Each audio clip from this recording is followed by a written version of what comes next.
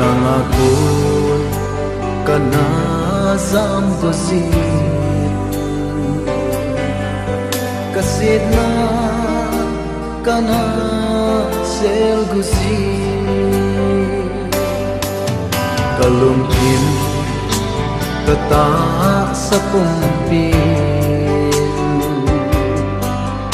naanga ka na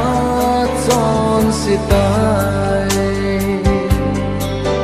nangako ka na zam ko si